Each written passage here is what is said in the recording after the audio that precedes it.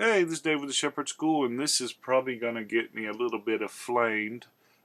People probably going to take exception to this, and that's okay. I get it. And if they want to, then that's fine. But I've got this Cetme, and I don't have much into it because I traded it for, or I traded an old pistol for it.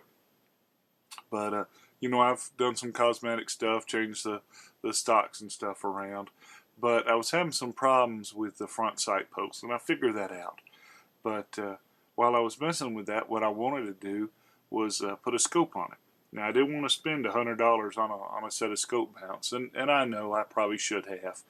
But this is kind of a budget gun.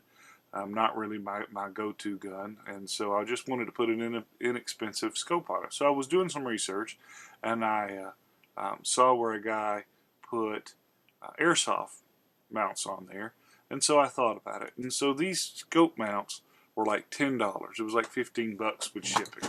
All right, and they're just H&K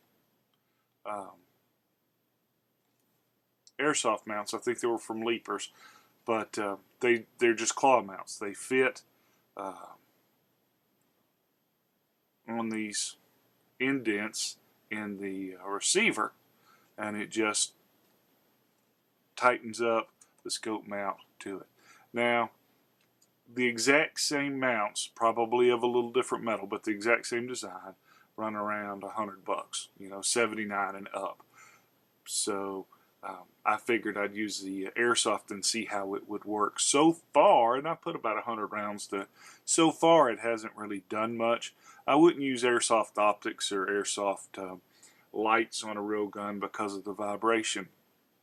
But so far, and I haven't really abused them too very much, but so far it's worked pretty good.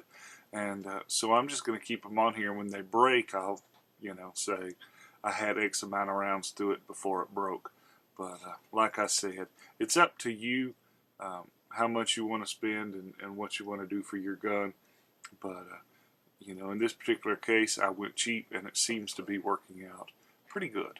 Okay, so take that for what it's worth. And till next time, you can catch us online, www.tngun.com.